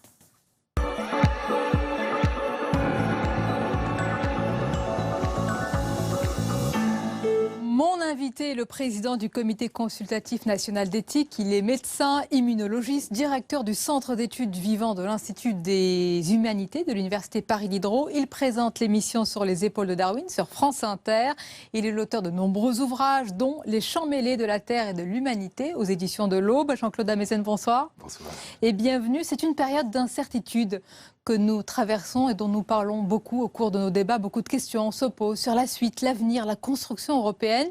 Alors il y a ceux qui voient le Brexit comme une catastrophe. Et puis ceux au contraire qui disent c'est peut-être un choc salutaire, un mal pour un bien. Où est-ce que vous vous situez entre ces deux visions opposées ? Je crois qu'il y a deux grands mouvements actuellement. Il y a ce qu'on a vu avec la COP21, avec les objectifs de développement durable à l'ONU, c'est-à-dire cette idée que sur la planète, toute l'humanité peut, dans sa diversité, essayer de trouver des solutions à des problèmes communs. Et puis il y a en même temps une espèce d'implosion, de fragmentation, de repli sur soi, comme si l'important c'était de se replier sur son pays, sur sa région, sur sa ville, que sais-je. Et donc je crois qu'on est à un moment de choix.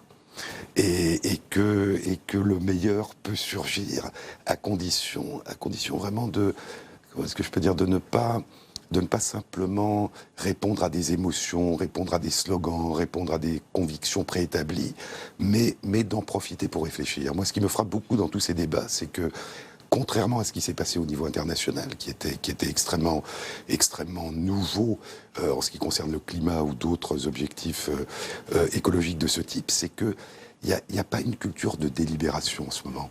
Il y a des opinions qui sont établies, qui s'affrontent.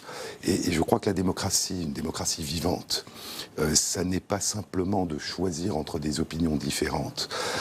C'est de délibérer ensemble. C'est de réfléchir ensemble en se disant que si on se met ensemble dans la diversité, dans la différence, on a le plus de probabilités et de chances de faire émerger quelque chose de nouveau et qui réponde aux intérêts de chacun. Donc penser à son intérêt, c'est tout à fait normal.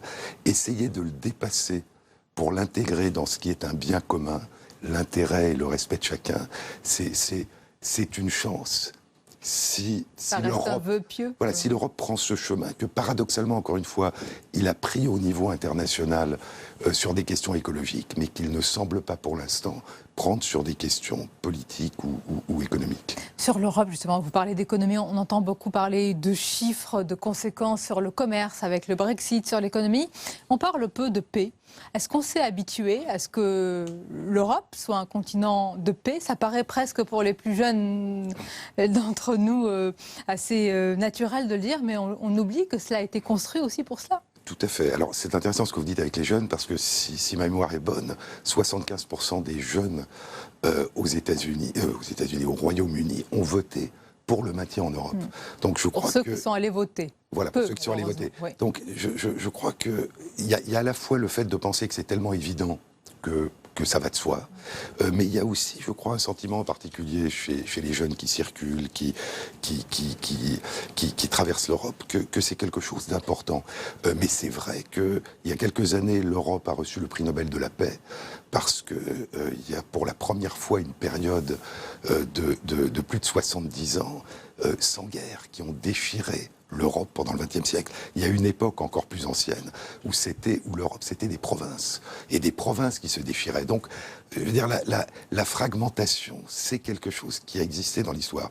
Et ce que je trouve aussi, il y a des effets d'amplification. C'est assez étonnant de voir que le Royaume-Uni pensant de manière assez sommaire à ce qu'il croit être son intérêt pour une partie d'entre eux, dit « nous préférons être tout seuls plutôt qu'en Europe ». Et on voit que l'Écosse commence à dire « nous préférons décider tout seuls de notre intérêt » sans être au Royaume-Uni. Donc on voit bien que, je veux dire, il y a un risque et une tentation à ce que chacun pensant à son propre intérêt, tout le monde se retrouve isolé. Vous avez parlé des jeunes et de leur appétence pour l'Europe, mais est-ce que vous pensez vraiment, Jean-Claude Amezen, c'est presque une caricature, on a l'impression qu'il y a des jeunes europhiles, ouverts, modernes, qui circulent, connectés, et puis, j'allais dire, des plus âgés, qui sont refermés, repliés, qui ont voté contre l'Europe?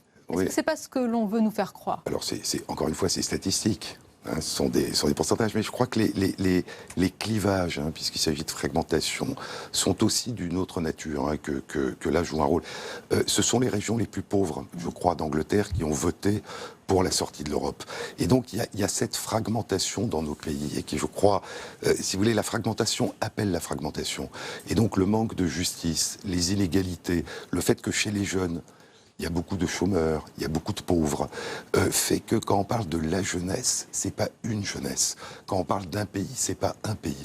Et je crois que si on accepte et qu'on accroît ou qu'on laisse se fragmenter, et les inégalités, c'est une fragmentation à l'intérieur du pays, on favorise la fragmentation.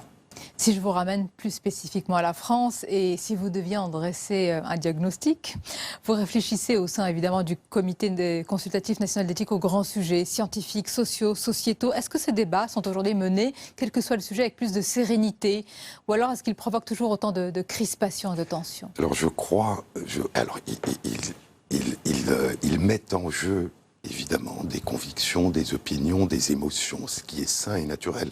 Ce qui se passe depuis, c'est que le comité consultatif national d'éthique français est le premier comité de ce type qui a été créé au monde, il y a 33 ans maintenant. Et donc ce qui se passe d'une manière générale dans le domaine biomédical, et ça me surprend toujours que ça soit resté réservé au domaine biomédical. La médecine, normalement, vise au bien de chacun, soulager la souffrance, aider, même si elle ne remplit pas toujours cette vocation. Il y a des tas d'activités qui ne visent pas forcément au bien de chacun, mais qui ont des impacts en termes de droit, en termes de respect de la personne. Or, qu'est-ce qui a été décidé dans le domaine de l'éthique biomédicale?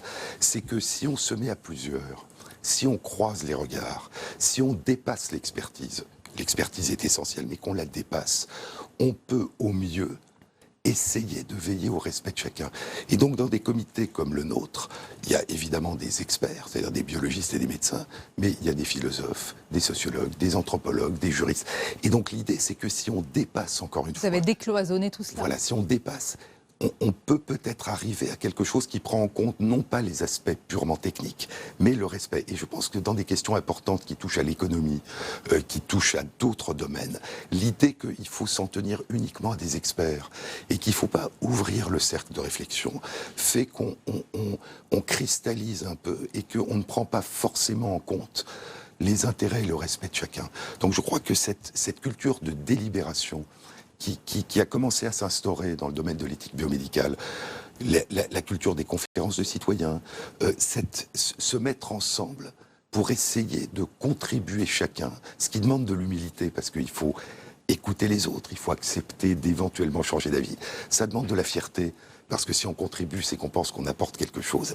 Et c'est cette idée qu'on est plus intelligent à plusieurs et à plusieurs différents qu'on ne l'est tout seul ou entre semblables. Et donc je crois que c'est quelque chose qui joue un rôle peut-être dans une forme de sérénité pour les questions de bioéthique. Vous aimeriez que cette méthode infuse un petit peu d'autres domaines? Je pense au débat qu'il y a eu par exemple pendant 2 ans sur les questions de fin de vie avant le vote de la nouvelle loi, avec des débats, des réflexions, des conférences de citoyens, je trouve qu'il y a eu au fur et à mesure une forme de sérénité sur des questions qui pourtant sont des questions extrêmement importantes et dans lesquelles les aspects émotionnels, de conviction jouent un rôle important. Et je pense que si dans d'autres domaines qui concernent chacun, le domaine du travail, les domaines économiques, les domaines de construction de l'Europe, on avait cette même ouverture, peut-être qu'on avancerait de manière plus intéressante. Vous avez cité la fin de vie. Il y a d'autres sujets sur lesquels peut-être vous allez être saisi ou vous êtes déjà saisi. C'est les questions éthiques soulevées par une technique en particulier de modification du génome. Peut-être que vous pouvez la citer à ma place. C'est CRISPR-Cas9. Voilà, c'est celle-ci. Est-ce que cela vous inquiète ou est-ce qu'il faut encourager la recherche, même si tout, on le sait, n'est pas maîtrisé? On est dans le domaine de la modification du génome. Encore une fois, c'est un des sujets sur lequel travaille actuellement le Comité consultatif national d'éthique. Nous nous sommes auto-saisis. Donc vous savez qu'on peut être saisi par des autorités. N'importe quel citoyen ou organisation ou institution peut nous poser une question et nous pouvons nous en saisir. Il y a un certain nombre d'institutions qui peuvent nous saisir, des ministères, le président de la République, des organismes de recherche. Et puis, nous nous saisissons nous-mêmes de questions que nous considérons comme importantes. C'est un de ces sujets. Et je crois, alors le comité rendra ses réflexions, mais je crois par rapport à la question que vous posiez, je crois qu'il faut, enfin à mon sens en tout cas, distinguer ce qui est de l'ordre de la recherche, c'est-à-dire essayer de découvrir des connaissances nouvelles, et ce qui est de l'ordre des applications, qui est radicalement différent. Et autant la recherche, à condition évidemment qu'elle ne provoque pas une atteinte aux personnes, est quelque chose qui, je dirais qui est au cœur de l'éthique. Découvrir des choses nouvelles, mieux connaître, mieux comprendre, et le partager, ce qui est un problème aussi, et en partager les applications, ce qui est un autre problème sur lequel nous travaillons actuellement, qui concerne le prix des médicaments, de telle manière qu'il soit abordable pour chacun. La recherche, c'est quelque chose de fascinant. Les applications, par contre, c'est quelque chose sur lequel vous me dites oui, encourager la recherche, mais je vais prendre un exemple concret, professeur, et vous m'arrêtez si je me trompe de piste. Pour certains parents, transmettre une maladie génétique à leurs enfants, c'est terrible, c'est une tragédie, c'est une très lourde charge. S'ils pouvaient l'éviter. Oui, alors, encore une fois, sur les applications possibles vous voulez pas de vous cette prononcer technique, le comité est en train de réfléchir. Alors, encore une question. Mais je peux vous répondre. Il y a actuellement, en cas de maladie d'origine génétique héréditaire, il y a la possibilité de faire un diagnostic préimplantatoire, c'est-à-dire en fait de faire une fécondation in vitro et de n'implanter chez la maman que les embryons qui sont indemnes de cette anomalie génétique. Donc, il y a actuellement des moyens d'éviter de transmettre à ces enfants une susceptibilité pour une maladie donc, sans modification, grave, sans rien modifier. Alors, chaque semaine, Jean-Claude Amezen, sur France Inter, vous faites partager avec grand plaisir aux auditeurs, nombreux auditeurs, votre passion pour le monde vivant, véritable humaniste. Vous êtes convaincu que la science, vraiment, elle peut être synonyme d'émotion? Oui, n'est pas forcément d'être cartésien scientifique. Ouais, moi, je crois que la science est une démarche particulière, comme toutes les démarches, mais je crois qu'elle fait partie de la culture et qu'on a trop tendance dans notre pays à la séparer du reste. Vous savez qu'on fait même au lycée des filières scientifiques et des filières humanistes, comme s'il fallait choisir un des deux côtés, s'intéresser à ce qu'il y a de plus humain, aux arts, on dit un à la esprit cartésien, c'est qu'il a moins voilà. d'émotionnel. Et donc je crois que on aime bien quand on est cartésien aussi séparer les choses. Et je crois que la science est une des façons de comprendre le monde qui est de plus en plus importante dans nos démocraties parce que beaucoup de choix impliquent une connaissance ou au moins une familiarité avec les questions scientifiques. Et je crois que, si vous voulez, entre les arts, les sciences, la littérature, la philosophie, il y a quelque chose qui fonde notre culture. Au XVIIIe siècle, à la Renaissance, on considérait que la science, c'était une dimension de la culture. Et donc je crois qu'il ne faut pas la séparer et pas donner cette impression que la science, c'est une espèce de vérité qui tombe de haut, qui est froide, qui est neutre. Et puis il y a ce qui est émotionnel mais qui n'est pas très rationnel. Il faut les deux. Il faut de l'émotion et de la raison. Il faut de la science et des arts. Et je crois qu'on s'appauvrit. Encore une fois, si on sépare, si on fragmente, je reviens à ce que je disais tout à l'heure, si nous voulons au fond appréhender de la manière la plus riche la réalité et les autres, eh bien il faut conjuguer tout ce que l'humanité a trouvé comme façon d'explorer la réalité. La réalité, les autres et la nature. Moi, je lis vos derniers articles et j'apprends, je ne le savais pas, vous aviez une vraie conscience très, très engagée, écologique, écologiste. Peut-être une réaction sur une actualité, c'est un projet très, très vieux, le projet de Notre-Dame-des-Landes, l'aéroport. Est-ce que ça vous choque, par exemple ? Vous auriez voté non ? Je vais pas vous donner une réponse personnelle. Ce que je vais vous dire, c'est qu'il me semble, là encore, que des questions comme la construction d'un aéroport devraient être intégrées Nous sommes le pays de la COP21. Ça a été fait, Jean-Claude Amezen, ça fait des années qu'il parle. C'est pas ça que je veux dire. Nous sommes le pays qui a présidé la COP21. Donc en ce qui concerne l'utilisation des énergies fossiles, en ce qui concerne le nombre des avions, en ce qui concerne la préservation de la biodiversité, je pense que ça serait intéressant d'intégrer ces réflexions, de ne pas avoir des réflexions dissociées. Et donc, indépendamment de l'intérêt ou de l'absence d'intérêt de la construction de cet aéroport... Est-ce qu'avec cette méthode, on arrive un jour à une décision? Parce que votre comité, il est consultatif, mais un jour, il faut trancher et décider. Mais je pense qu'on tranche quand on a la meilleure connaissance des causes. C'est-à-dire que, si vous voulez, c'est un peu comme en médecine, c'est qu'un des piliers de la médecine maintenant, qui est inscrit dans la loi, c'est que le médecin, le soignant, doit, si la personne le désire, aider la personne à choisir elle-même. Il ne doit pas choisir à la place de la personne. Et donc, pour aider la personne à choisir, il faut lui donner l'information la plus compréhensible et la plus objective, et la liberté de réfléchir et l'engager dans un dialogue. C'est la personne qui décide. Elle peut se tromper. Donc, quand le législateur prend une décision, il prend sa décision, c'est son rôle, mais que la délibération était la plus large, que la réflexion était la plus approfondie, c'est ce qui permet de prendre les décisions dans la meilleure connaissance des causes. Eh bien, voilà une belle conclusion. Merci beaucoup, Jean-Claude Amezen. C'était un plaisir de vous recevoir. On arrive presque à la fin de cette émission. Comme d'habitude, c'est le zapping de Public Sénat.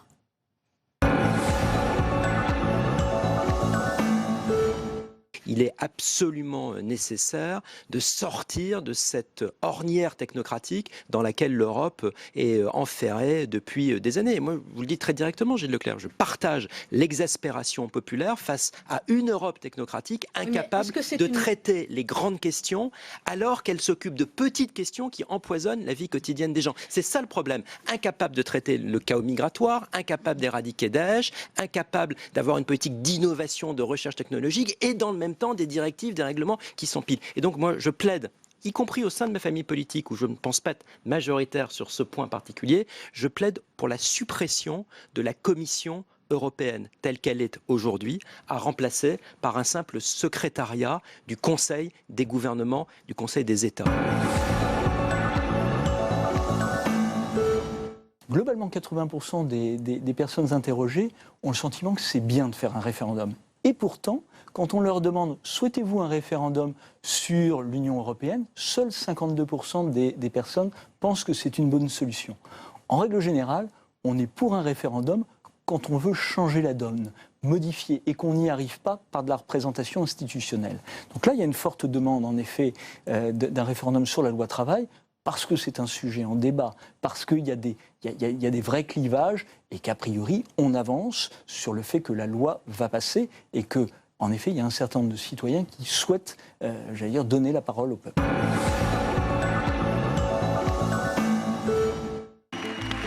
Après avoir pendant longtemps critiqué la Constitution espagnole, Podemos propose finalement sa révision pour renforcer la démocratie.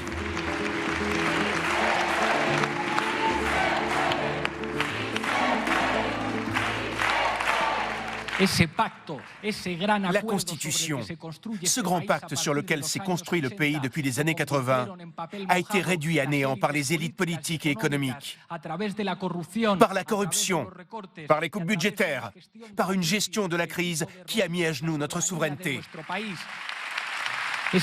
Cette trahison a ouvert la voie au mouvement du 15 mai 2011, qui inaugure une nouvelle transition en Espagne. Sur les places, les gens disaient « Ils ne nous représentent pas, on veut la démocratie ». Les élites leur ont répondu avec mépris « Puisque vous êtes si nombreux, présentez-vous aux élections ». Eh bien nous voilà, on est là.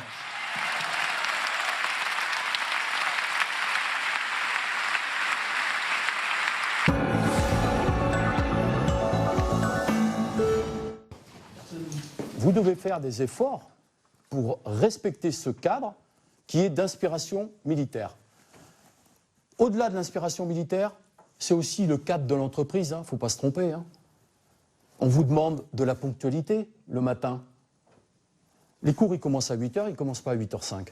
Quand vous serez avec un patron, si vous arrivez à 8h05, ça va peut-être le faire une fois, et encore, c'est pas sûr. Mais 2 fois, ça ne marchera pas. Le matin, vous êtes à l'heure. Si vous êtes malade, il faut prévenir, parce que ça peut arriver. Mais on ne subit pas et on ne laisse pas faire les choses. On accueille de jeunes adultes. Donc, on va vous demander de vous conduire en adulte. On est là du lundi au vendredi pour être concentré sur son emploi ou sur sa formation à trouver. Vous êtes nourri, logé, blanchi. À l'EPID, ça ne vous coûte rien. L'EPID est gratuit pour les jeunes qui viennent chez nous. C'est payé par l'État. Et on arrive à la fin de cette émission. Merci de votre fidélité. Votre rendez-vous matinal demain, c'est Territoire d'Info. Et l'invité, c'est Virginie Calmels, première adjointe au maire de Bordeaux, Alain Juppé. Et moi, je vous retrouve à 22h pour aller plus loin. Comme d'habitude, belle et douce fin de soirée en notre compagnie.